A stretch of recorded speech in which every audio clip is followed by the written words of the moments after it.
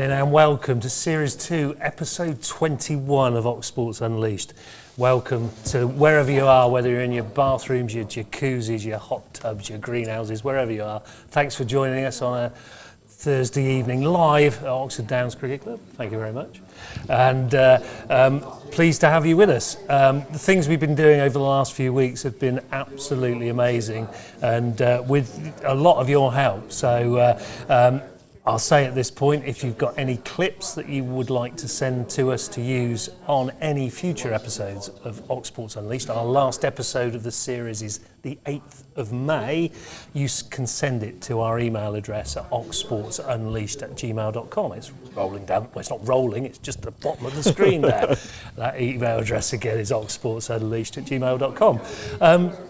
Welcome back. Well, not welcome back. You've done this for the last 3 weeks. You're getting used to hosting roller coaster ride. We got blacked out. Okay, I know I've got a face that's best suited to radio as opposed to TV, but I mean, taking it out completely is not the best solution. But no, I'm glad to be here, Woodsy. Got another packed show ahead of us, haven't we? Another packed show. No studio guest tonight, unfortunately, but we will have next week. So please join us for that, and we'll get the show going. I think we should do, yeah, indeed. So first up, we feature football and a must-win game for Oxford City at home to Warrington. As we see next, it couldn't have gone better for them.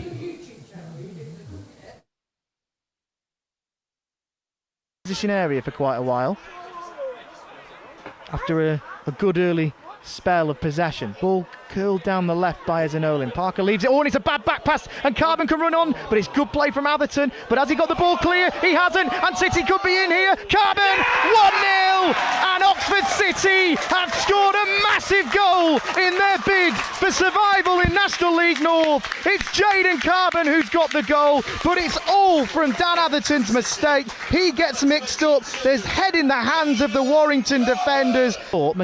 Drew this time will go for a short option, but Ashby moves away, so this is going into the box here. Coyle in swinger, missed by Atherton, and it's into his own net by Peter Clark. It's another error from Dan Atherton, but Oxford City won't care. Peter Clark couldn't do anything about it. He just thought that Atherton was going to punch the ball clear from it. Referee's whistle goes. Ashby round the other, deflected and in. And Josh Ashby doesn't even celebrate because it took a wicked deflection past Dan Atherton. But like the previous two, the Oxford City fans will not care one jot. James.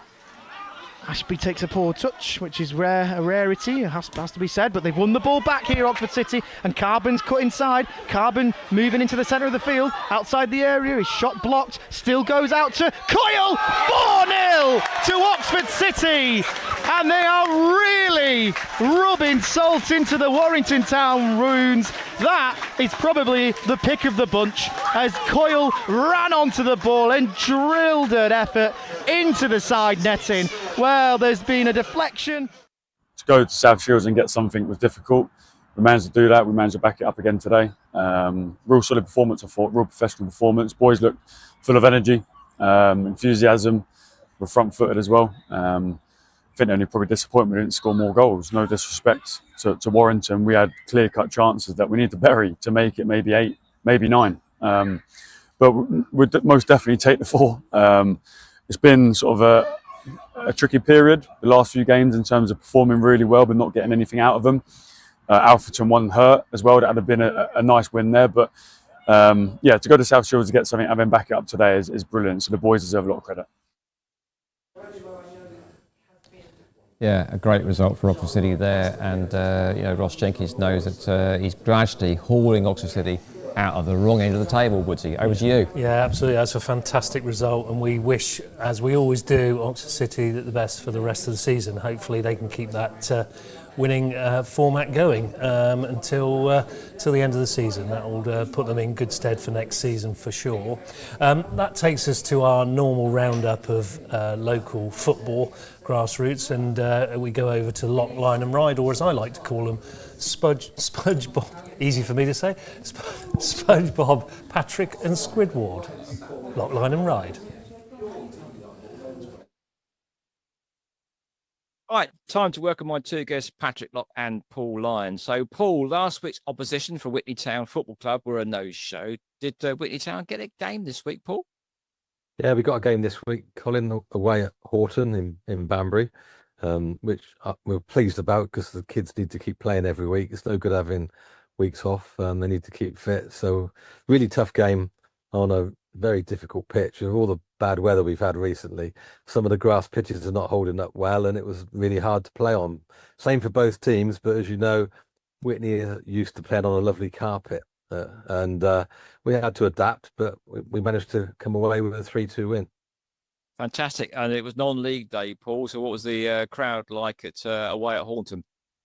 About 100 people there. Half of them were Whitney fans, and really good crowd. Nice to see getting lots of people, because at this level of football, you don't really get very many supporters turn up. But Whitney have a good following, home and away, and they're continuing to follow us wherever we go.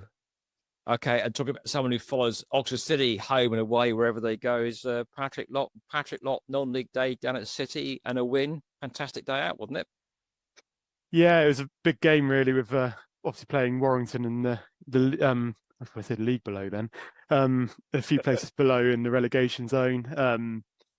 Yeah, it's a crowd of it's officially announced at 7:37, I think, but I've heard from a club official who I won't name, that he reckons there's probably about 100 more people there than was announced. So yeah, somewhere between 700 and 900, I guess. So yeah, good crowd for City, and yeah, as you say, it was nice to get a 4-0 win. So nice calm afternoon really, and obviously very big in the relegation battle as well. Okay, so Patrick, most of our other teams were playing away from home, and another win for Banbury on the road, though, beating Bromsgrove 2-1. That puts them 7 points clear of relegation with a game in hand of many teams below them. So they look to be safe down there now, Banbury, Patrick. Yeah, I mean, as we said, we had a couple of weeks ago, didn't we, that they were just starting to look like they may be looking over their shoulder again, and then they've gone and 1-2 on the spin. So yeah, I'd have thought that they're perfectly safe now in that division. So yeah, probably start looking at being on the beach a little bit probably now, considering that they probably don't really have any playoff hopes, but definitely don't have any scares of relegation either. But as you say, it was a big 2-1 win for them up there. Harry Riley scored in 14 minutes, putting them ahead. Bromsgrove equalised on 30 minutes. But AJ George won it for them just 5 minutes or so after the restarts in the second half. So big win for them there, and even more so that Jack Harding, the goalkeeper, who's recently celebrated 400 games for Banbury, credited with save of the season in the 90th minute to protect that win. So yeah, big result for them there. Patrick, Didcot Town were also on their travels to Bishop's Cleeve, who beat them 2-0. So again, an uphill, sort of ups and downs of Didcot Town. So hopefully we'll hear from Jamie Heapy a bit later on. Yeah, yeah, I think you hit the nail on the head there, really. I think they kind of go through spells, don't they, where they get 3 or 4 good results in a row, and then they may follow that with 3 or 4 not so good results. But yeah, as you say, went down 2-0 at Bishop's Cleeve, and yes, we got an interview from Jamie Heapy, so we can hear what he said to Daz King at full time. Tough place to come, Yeah. to be fair. You know, they needed a win to get their season back on track a little bit, and, you know, push for them playoffs or whatever. But I'm more disappointed with the 2 goals they conceded. I thought they were avoidable, Yeah. especially one just before half time, and then we had a word at half time about starting the second half, you know, a bit brighter, but staying in the game, and we did. And if anything, we were the better team for 15 minutes. And we had a chance, Jensen's chance, maybe another one where we probably should have done better. But you know, we said in there, it's probably sums up our season, really. You know, we're well in the game. I mean, don't get me wrong, they deserve to win the game. Lee's made 2 or 3 outstanding saves. But at 1-0, you've got a chance. Yeah. And if we take our chances at 1-0, then you never know what happens. But So we asked what Jamie Heapy had to say. He's always reliable, isn't he, Jamie Heapy, for coming out and telling it exactly what it is, unlike certain managers. Right. Meanwhile, Tame United picked up another point away at Stotfold, 2-2 draw.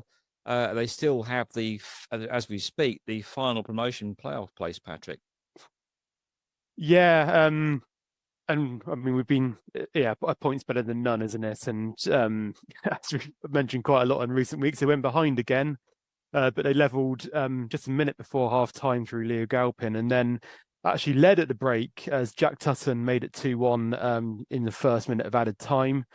So things were looking good for Tame at that point, but Stopfold levelled on about the hour. But as you say, it's an important point because it's taken them above Hadley again. Just 1 point above Hadley, but they've got a game in hand still. So looking good for that final playoff spot. And Kiddington, there's still good news and hope for them, isn't there, Patrick?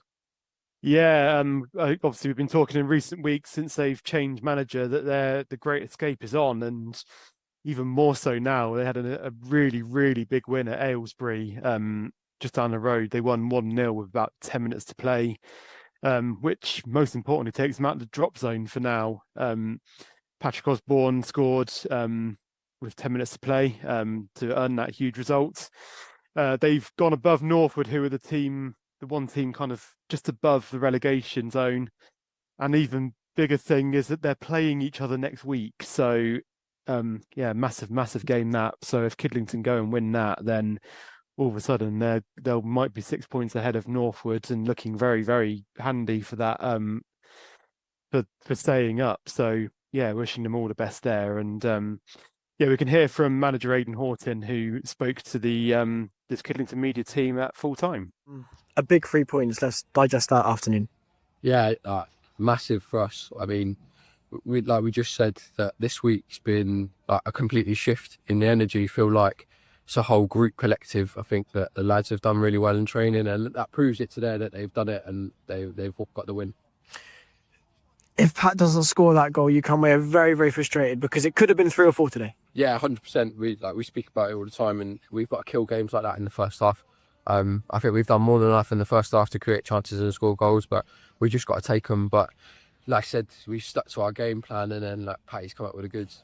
So there we are. It's Aidan Horton speaking to the media team after that fantastic win away at, I suppose, local rivals. Aylesbury will play at Chesham United's ground. So we hear the story of Aylesbury's trials and tribulations about not having their own ground. Hopefully, Oxford United won't be in the same position in a couple of years' time, but one can only hope for better things. Meanwhile, North Lee, very funny for defeat. At one point, it looked as though they were 11-1 down, and the opposition corrected that by saying, "You're not that bad. It's only 1-1," which I thought was a bit of humour into an otherwise pretty rocky season so far for North Lee, Patrick. Yeah, I've went back through their Twitter feed before this actually. So, but sadly, Wes isn't going to be able to find that one and put it over the top because I think they deleted it in the end. But it was a valiant effort from them in the end. They went behind on the hour, but actually equalised just minutes later through Sam Olawale.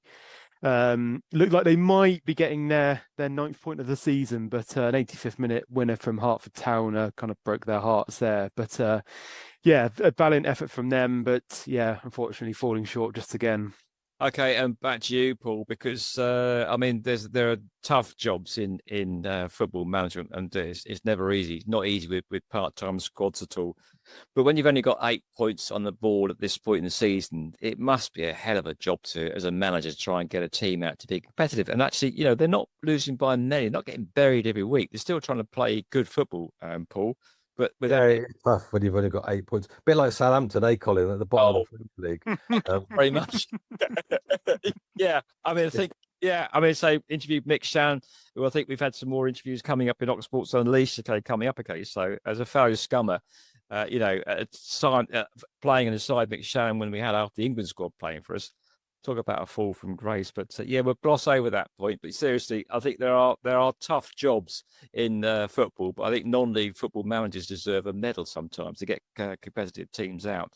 So before we go any further, though, I must just go back to you, Paul, because Whitley Town are currently, as we speak, which is we record this on a Monday evening, there's a problem with the home ground because someone set fire to your 3G pitch, didn't they? Yeah, a few days ago, some vandals managed to get into the stadium overnight and trash the place and put a bonfire on the pitch. and there's just a 3G pitch. It's obviously burnt all the fibres, and there's a massive repair job going on as we speak to try and get the pitch fixed. It's not going to happen in time for Saturday, so we won't be playing at home on Saturday. And as things currently stand, we're looking for a venue to play our home game against Bletchington. I don't understand the mindless violence, vandalism of people. Why would anyone want to put a bonfire on a 3G football pitch? I don't know. It's a community pitch. It's not just used by Witney Town. This is used by children, boys and girls, and adults in Witney. Every day of the week it's used. Training in the evenings, matches at the weekend. That's been totally ruined now by some mindless idiots, and I hope the police manage to catch them, but probably not. Okay, well, let's hope better news. And Patrick, can you find some better news for us elsewhere in the results of last weekend, please, Patrick Locke? Yeah, we've got some good results actually from Step 5 and below. Ardley in the combined counties faced British Airways, and they flew out the traps. Sorry, I had to do that. They had a very quick start when Declan Benjamin danced through the British Airways defence to make it 1-0 just after the quarter hour, which was the only goal of the game. So a good win for them there. We can hear from Jules McCalman. He spoke after the game to the Ardley media team. They were good. I thought the boys were superb today. I said that to them afterwards. It was this end of the year when there's not much to play for, and well, there is still much to play for. We're in a cup final, for God's sake, but when the league games are just petering out, you don't want to make it just one of them where you're just watching the season go by. So we sort of challenged them to do things properly. I showed them a recent record which has been atrocious, and just asked them to take a bit of pride in what we do, and get back to doing the basics really well. And I think that's what won us the game today. I think from one to, I think we brought on all three subs today. They were just superb. Put in a shift, looked after each other, done the basics really, really well, and probably earned every bit of luck they got today. So yeah, really proud of them. They deserved it. Another team who's been fairly short of victories of late is Milton United, and they actually got their second in a row on Saturday. Ollie Nadden and Harry Sturgis scored for Milton. They went 2-0 up briefly, but they were pegged back to have a bit of a nervy finish. But yeah, back-to-back wins for Christian Lawrence's men. So yeah, good way to respond after a few bad months. Wallingford and Crowmarsh in the only other game, they were beaten. They lost 3-2 at home to Burnham. Harry Bonner and Joe Webber with the goals for Wallingford there. And unfortunately, no much better news in the United Counties League. Easington Sports beaten 4-2 at March Town. As we said in recent weeks, it's been a tough start to 2025 for Easington, and unfortunately, not much better this weekend. In Hellenic Division 1, Abingdon United are another team that have been short of wins of late, and they've also ended their winning streak. They won 2-1 over Bewdley Town at the North Court. Anacleto Diambo scored both of them as he returned to the club just a couple of weeks ago. So, yeah, scoring twice on his return there to secure a big win for them there. Another team with a big, important win is Carterton. They won 4-2 at Wellington. All four goals for them came in the final 40 minutes of the game. Michael Durden, Washington Kasakaro, and Kieren Day and Kyan Fitzgerald scored the goals for them there. So a big win for them in their battle for trying to stay up in Hellenic Division 1. Canfield haven't been able to stop winning in recent weeks, but their winning streak was ended this week.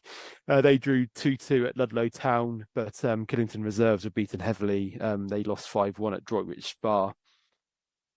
Wantage Town weren't in league action, but they were in the Marsh Supplementary Cup. They won 5-0 over Homer Green Development. It was 5 different scorers, actually, not quite normal suspects, as I think Wantage did rest a few players, but yeah, they comfortably booked their place in the next round of the Cup there. On Sunday, Women's National League South, Oxford United were back in action, and they were held to a 0-0 draw against Watford in front of a crowd of over 600 at the M Group Stadium, which I think I saw earlier was a record crowd for them, I think. So yeah, really good to see people turning out to see Oxford United women there.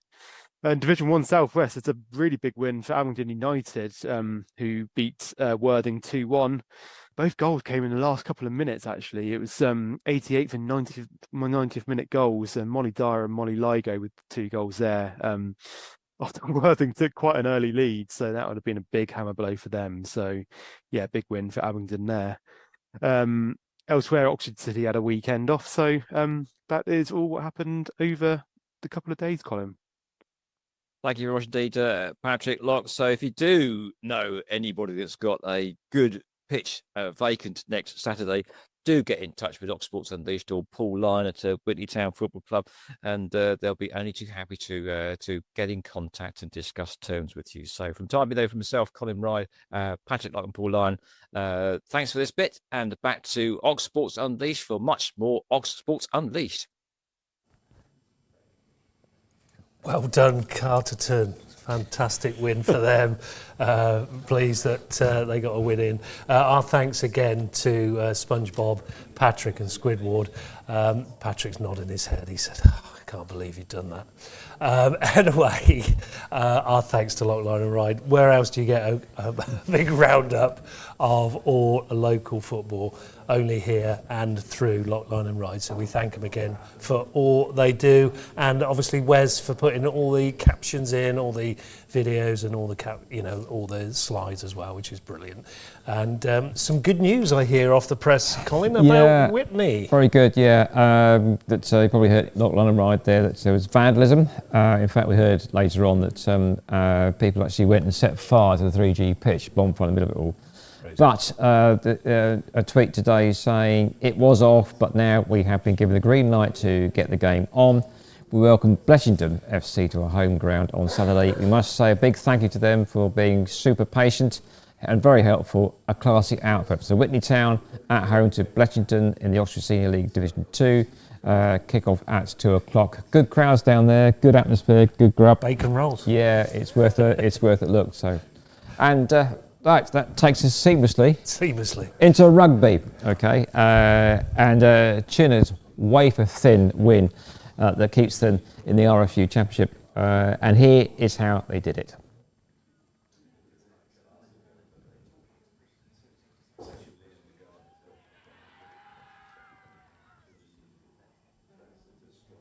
That's the last kick of the game, isn't it? Last kick of the game.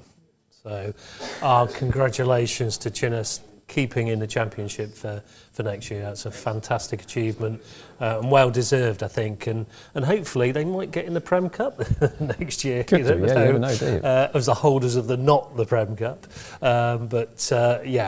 We're really pleased that they've managed that feat, and we wish them all the very best for the seasons to come.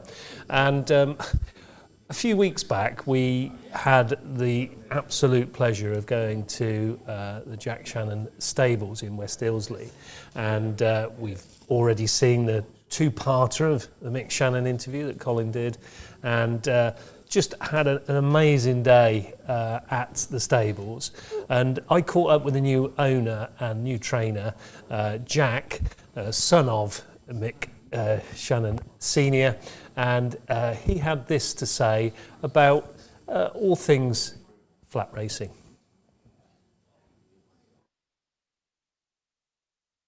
Welcome, we're here at West Ilsley Stables, the home of Jack Shannon Racing, and I've been joined by the man himself. Jack, thank you for joining us on Ox Sports Unleashed, or should I say Bark Sports Unleashed, as we're just a little bit over the border. The history of you, Jack, how did you come about the love of horse racing and taking over 2 years ago from your dad? How's that all sort of looked for you? Well, I suppose it's something that was a little bit unavoidable for me growing up. Dad's obviously been training. Obviously, football was long gone when I arrived, and he's been a racehorse trainer ever since I was born. So it's something that I've just grown up with from day one, and from a very early age, I felt like it was something that I enjoyed and wanted to be a part of, and that sort of just grew as I got older. Sometimes I think you grow out of those types of things, but for me, it just got stronger and stronger, and it was very apparent to me, going through my schooling, that there was only sort of one real thing that I loved, and it was horse racing, and look, I'm just in a very lucky position that it's started well, and I've been given an unbelievable opportunity by Dad and all his clients, and we're here now, sort of 2 years in, and it's gone rather well, and we're just very pleased with the way it's going. Yeah, on that, you say the first 2 years have gone well. Just give us a little bit, because there has been some winners, haven't there?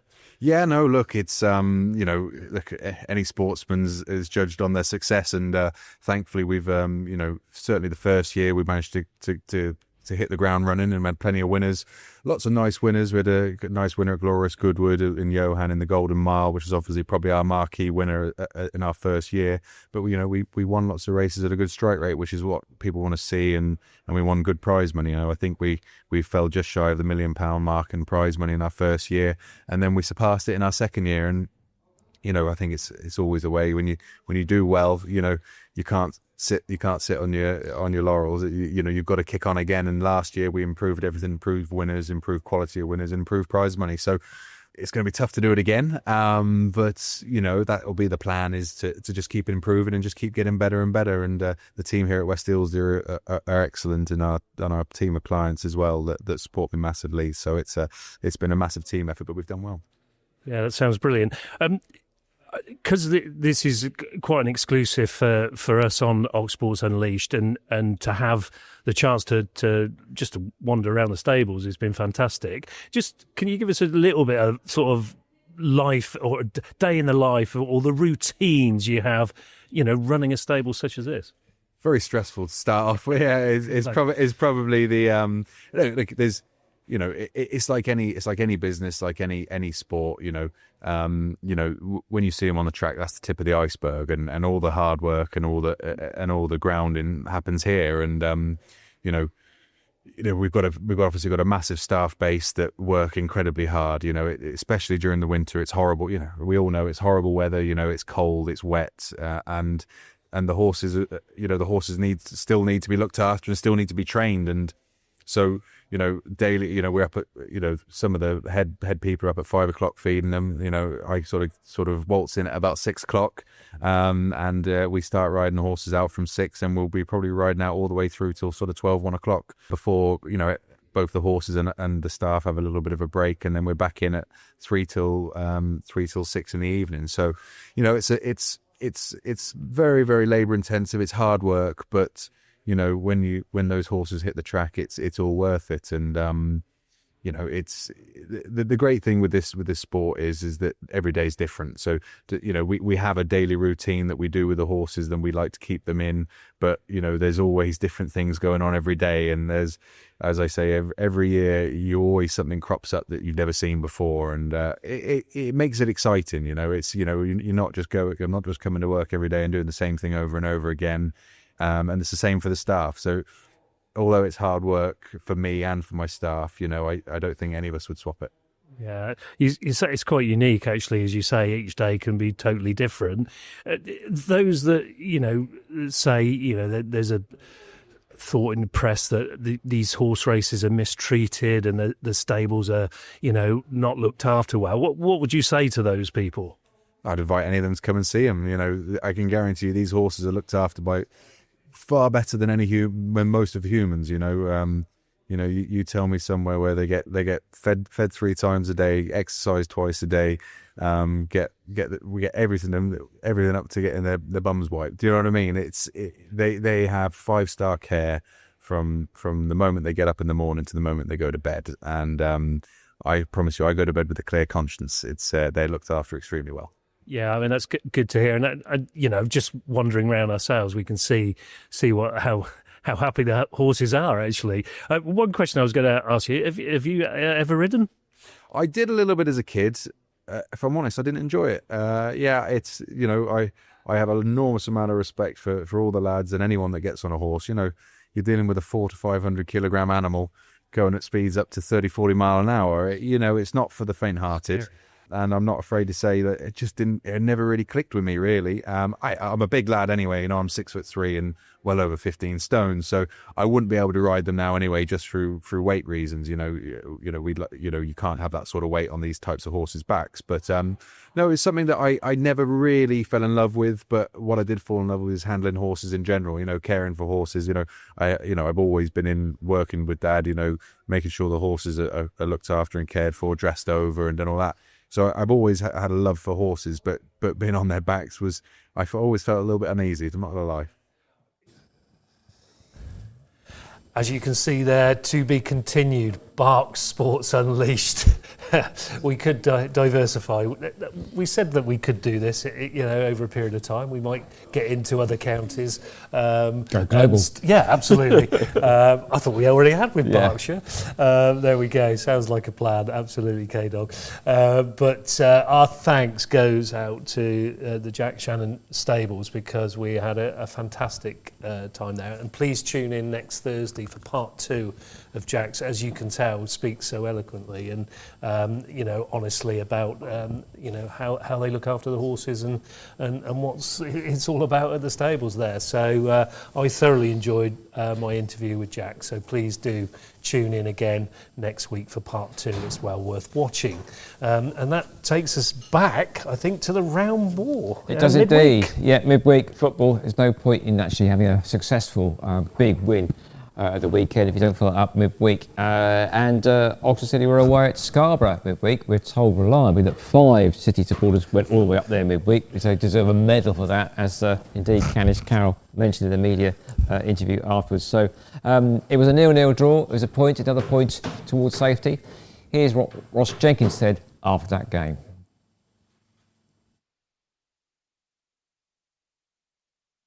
I thought it was a real battling performance, both teams really going for it.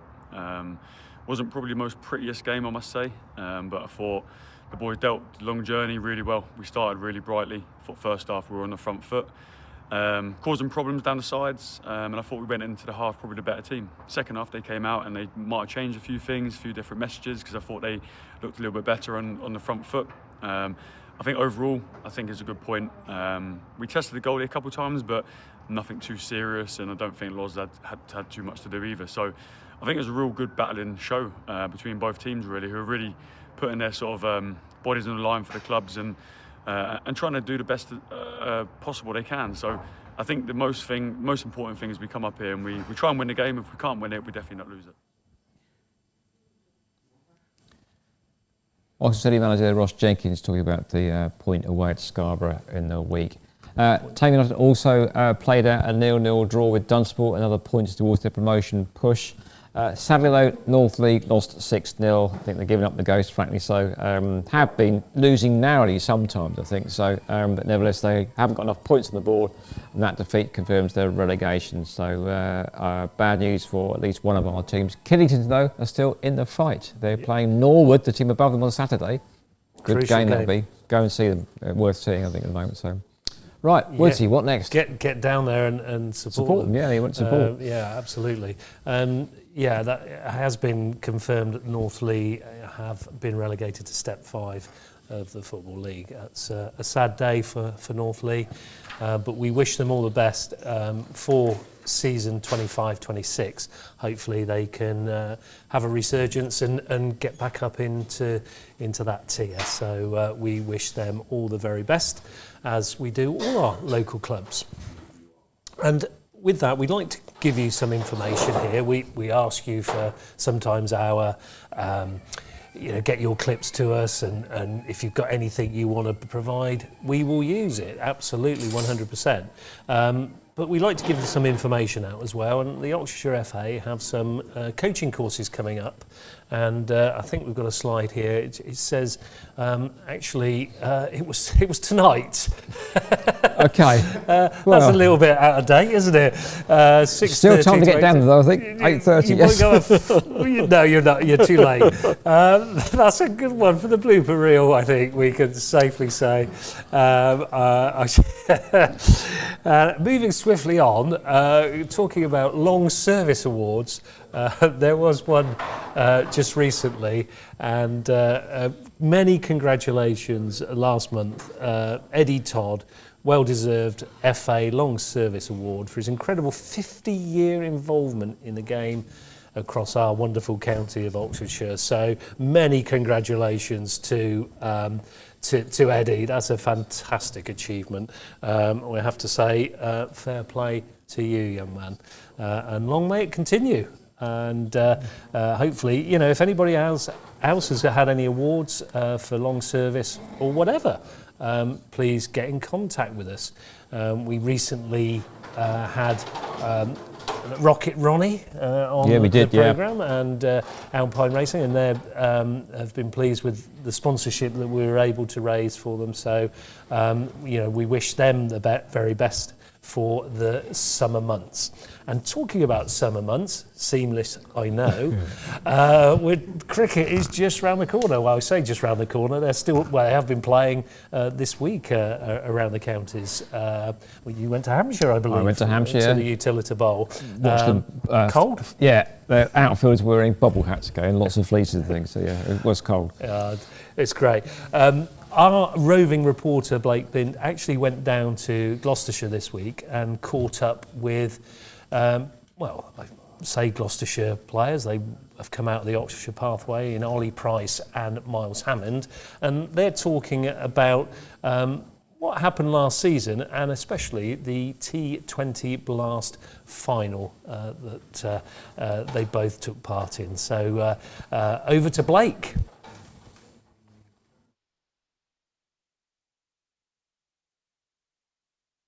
So if I take back to last season, obviously probably not the season you guys would have wanted, coming down from Division 1 in the county championship, finishing 7th, but of course there was a little bit of success you can talk about, and being the man of the moment, really hitting the winning runs, even though obviously it was set up nicely for you by Miles and Cam as well. But just tell me how that felt to get the 6 to win the game at Edgbaston against the old enemy as well.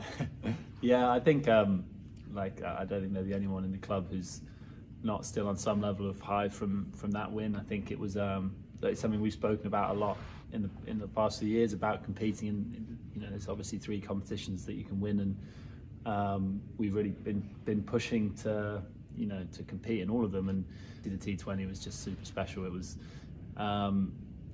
just so much fun to be a part of, and yeah, looking back at that whole day as a whole, really, I can't. Yeah, I've got so many fond memories. Obviously, it was great to be out there and hit the winning runs, but the whole day, you know, the way we rose to that occasion and won against 2 very good sides pretty convincingly, and yeah, it was just an awesome day, and something which also gives you so much motivation as well, because you come into motivation and belief. You come into this year obviously wanting to have that same feeling again. It'd be awesome to do that in the other formats as well. Yeah, I had a great year, and we won and everything, but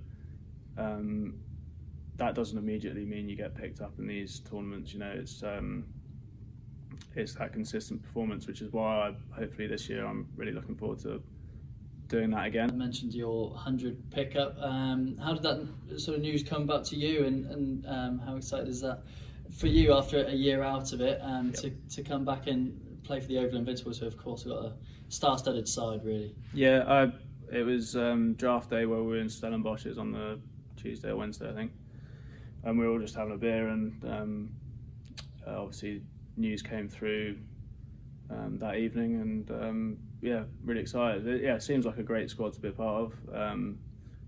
Had a couple of messages already, which is great, and look, we'll see how it goes, and I'm really excited. Great team, great place to play. Looking to go three in a row, I think. On an individual level, how did the season feel for you, and do you have sort of any goals, expectations for this year? Because of course 2023 was sort of your breakout year, particularly in the One Day Cup. So coming into last season, you were sort of one of the first names on the team sheet, didn't miss a county championship game apart from the one that was abandoned. So just on an individual level, how did that feel from the year before, where you sort of went from a fringe member to being, you know, so key, and it will probably be the same this year, I'd imagine? I guess it was a change in the sense of my role in the team, and that was something I was really pleased about.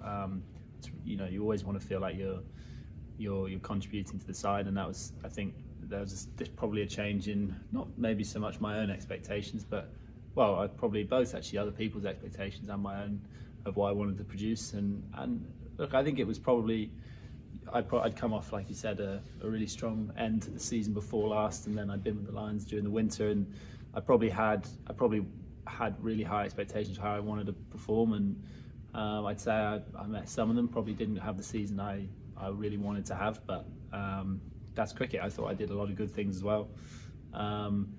And yeah, like I said, I love being a part of this team. I love trying to be a player who can contribute in all departments, bat, ball and field, and I think looking ahead to this season, I still have those expectations of myself and those ambitions, and I feel even better placed to do that with sort of the learnings probably taken from last year and the confidence maybe from the last 2 years, and then obviously to play a bigger part in the T20s as well was something I've been looking to do for a while, and it was awesome to sort of live that. So yeah, it was, I think it was a season of sort of some really high highs and probably not quite the level of consistency I wanted, but it was a lot of fun and raring to go again this year. Positives, a good season for you, particularly across all formats actually, but focusing on the red ball, 868 runs, second most in the club behind James Bracey, who's obviously a quality companion as well.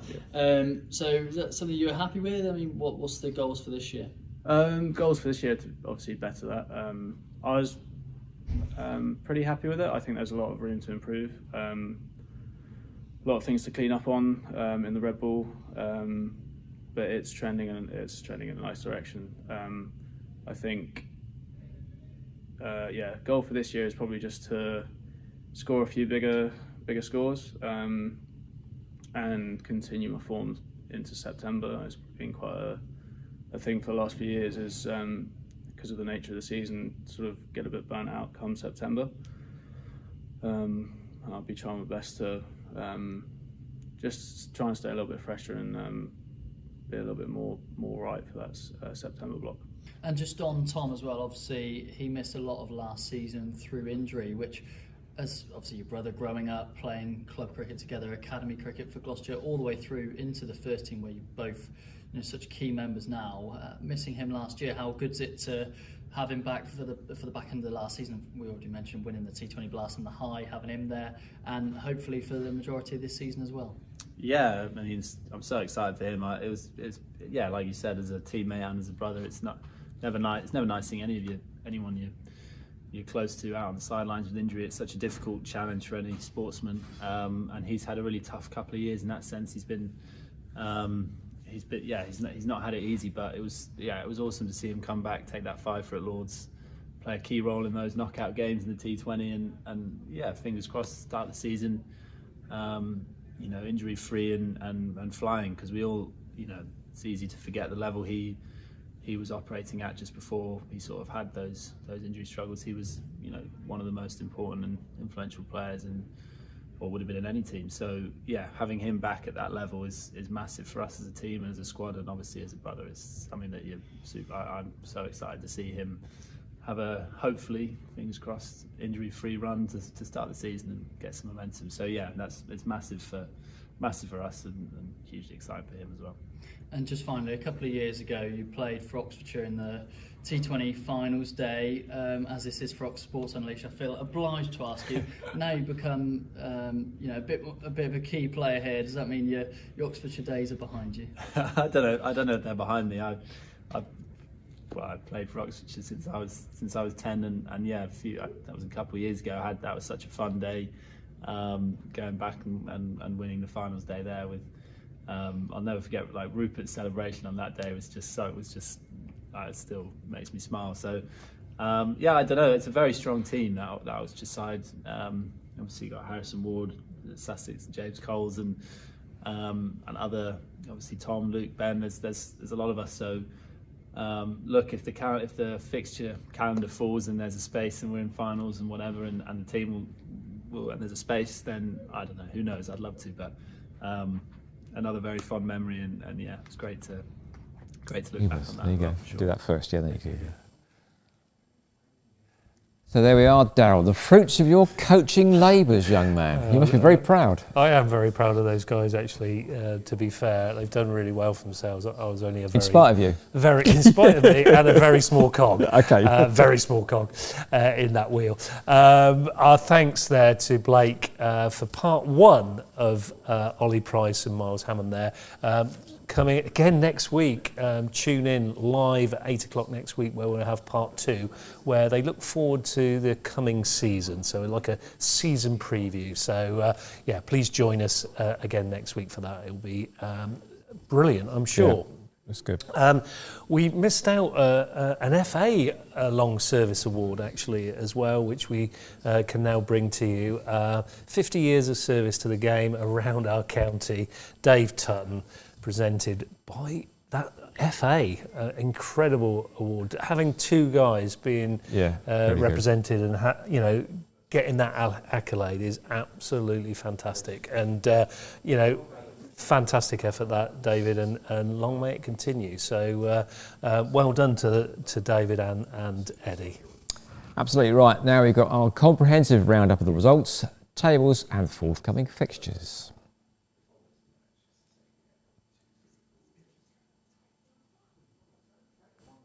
Yes. I don't know if you want to take the lead on this, Colin. Well, United, they're still not out the woodwork yet, okay, so could do with a few more leads there, but 18th currently 42 points. I reckon they need at least 2 more wins and a draw at least, I think so.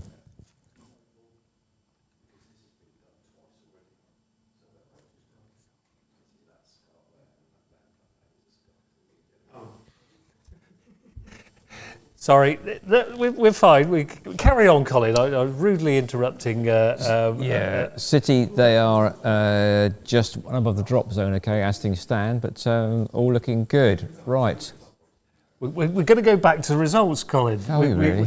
I blame the producer. I don't know. No, you can't blame producer him. Okay, Pat. Not Postman Pat. No, producer Postman Pat. No, right. Here we go again. We'll start that. Rewind. Yeah. Start again. It was all going so well as well, wasn't it? I was enjoying myself. Right, are we ready with some tables, young man? And I will talk over them this time round. He's got a thumb up, I think so, as opposed to a finger, so we're okay. Okay, yeah. And United, 18th, 42. Still a couple of wins, I think so, and a point to make sure they stay in. And a year when they're trying to get a new stadium too. They have to stay in the Championship, I think, so absolutely, to do that. 100%. City, they are one above the drop zone by the looks of things, so they need a few more wins, but you can see there's a bit of a light between them, and they have a game in hand over Needham Market as well, which is pretty good going, I think, so far. But a few more wins for them should see them safe, we hope. Banbury United 13th, unlucky for some, but they are mid-table, 48 points. Again, they are inching towards, I think, mid-table safety, I believe, as well, which is quite good for them. They've had many ups and downs. You should also have Jack Harding, okay, as a long-serving member. Tame United there, look at them sort of knocking on the door of the playoffs, I think so. 6th currently, 62 points. That win on Saturday, followed up by a draw, is making them strengthen their position in Division 1 Central. We are Killington. They are just out the relegation zone now, 26 points. Okay, Northley are relegated with just 8 points. One less than Southampton, my hometown team.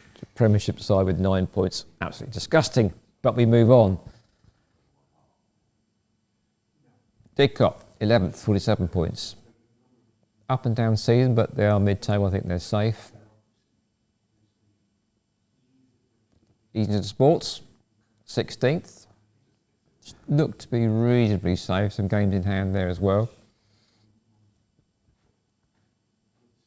Milton United and Ardley at the right end of the table. We do enjoy all Jules' post-match interviews there. Wallingford and Cromarsh, well 34. Done, thank you this time round. So yes, 41 points at the right end of the table.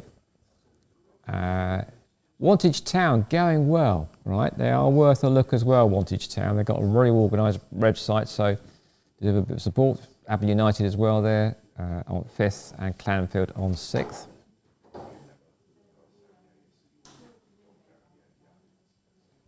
Killington Reserves 13th in the Hellenic League Division 1. Carterton still the wrong end of the table, your hometown, okay? Local town there, 20 points. Off the bottom though, off the bottom. Off the bottom, yeah, there's hope yet. Where there's hope, there's always a hope.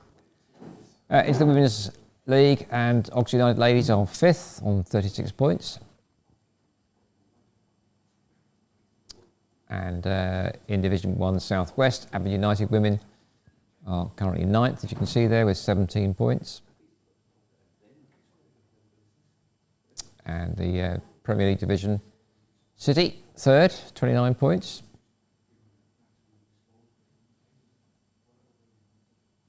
That takes us on to the upcoming football fixtures for Saturday the 29th of March. Oxford United travel up to the Riverside Stadium to play at Middlesbrough. Hopefully they can continue their winning form and keep out of that drop zone. And Oxford City, what a must-win game that is. Radcliffe second from bottom, but with I think Oxford City have a game in hand, but that's a home tie at the M Group Stadium. That's a 3 p.m. kick-off. Good luck to City for that game. In the Southern League Premier Central, Banbury United at home against Stratford Town. That's at the Banbury Plant Hire Community Stadium. And in Southern League Division 1 South, Didcot Town also at home at the Luke Meadow Stadium, and they take on Bristol Manor Farm. Into, the same league, the Southern League Division 1 Central, Kidlington have that massive game against second from bottom Northwood. So we wish them all the best at Yarnton Road for Saturday, 3 p.m. kick-off. And Northley at home to Leighton Town at Ensham Park. And there we are, Tame United at the ASM Stadium taking on Barton Rovers. All 3 p.m. kick-offs. Into the United Counties Premier South, Easington Sports are away at the Riverside Football Ground, GNG Odeby Town. And in Premier North, Wallingford and Crowmarsh also on their travels to the racecourse ground in Ascot against Berks County. Combined Counties Premier North, Ardley United on their travels to Summerlees Park to play Hollyport, and Milton United are at home at Wallingford Sports Park against North Greenford United. Hellenic League Division 1, Carterton away to FC Stratford. Abbey United also away at Redditch Borough, as are Clanfield 85 to Wellington. Those are all 3 p.m. kickoffs on Saturday the 29th of March. On to Sunday the 30th of March, Aberdeen United in the Women's National League Division 1 Southwest take on Bridgewater United at the North Court. And in the Southern Regional Women's Football League Premier, Oxford City at the M Group Stadium taking on the Reading Commercial Trust. And that was the fixtures for this coming weekend. And we say it, there's some really important fixtures this week. So get along to your local club and see if you can give them a little bit of support, and hopefully they can win their games and help their cause for the remainder of the season. And could we have the results now, Patrick? I think we got the results, Colin. Okay, I'll tell you what then. Shall we have the results now? Let's go for the results. Thank you very much then.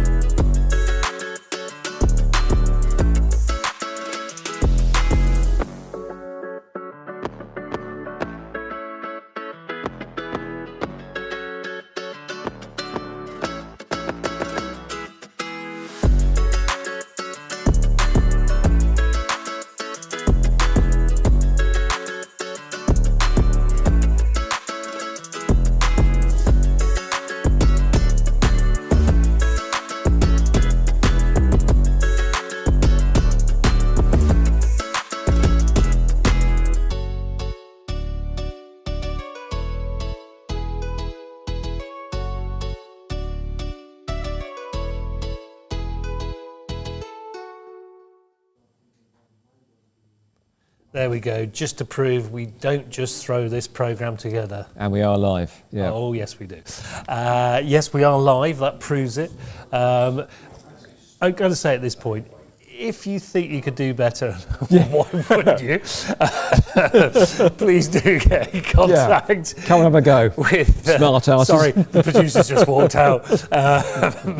But yeah, please get in contact with us because we are losing at the end of this series one of our camera people, and that is Dan Smith, and it would be remiss of me to not say at this moment in time how much we will miss his contributions to Ox Sports Unleashed in the future. He's going to stay around, and when we're struggling he might help us out on occasions, but we wish Dan all the very best in his new career going forward, and thank him for the last 2 years really, because without him at certain venues with his camera work and some of his editing, this show would be poorer without it. So Dan, if you're watching, thank you very much. I mean that from the bottom of our hearts. You've done a sterling job, and like I say, we wish you all the very best for the future. And like I say, if we can replace Dan with somebody who's looking to be an inspiring cameraman, reporter, producer, presenter, please do get in contact with us at that email address again, at oxsportsunleashed@gmail.com. And of course, if you've liked what you've seen tonight, and why wouldn't you? There it is. Please like and subscribe to our YouTube channel. We are trying to monetize the channel to put some money back into grassroots sports in our wonderful county of Oxfordshire. So if you can do that and you've enjoyed what you've seen, the content, and you can add to the content, please, like I say, get in contact at email address again, oxsportsunleashed@gmail.com. We would love to hear from you, and we would want you to contribute, that's for sure. Without you, this show is poorer, as I've said previously. So our thanks. Colin, have you enjoyed presenting for the third week in a row, I think, with different presenters? The camera didn't die this week either, so yeah. Oh, the producer did something right? Yeah. Is that what you're saying? Absolutely, yes. I'm getting a stare now. Yeah. I think on that note, we should probably wrap up tonight. I think we should do, yeah. We near enough on the hour, producer? Have we just crept about, through? Just 30 seconds left, so we're just about right on the hour. So thanks again for joining us live on a Thursday night. Join us again next week for part 2 of Jack Shannon, part 2 of Ollie Price and Miles Hammond. But for now, we'll unleash some more Ox Sports next Thursday. It's good night from me. And good night from me.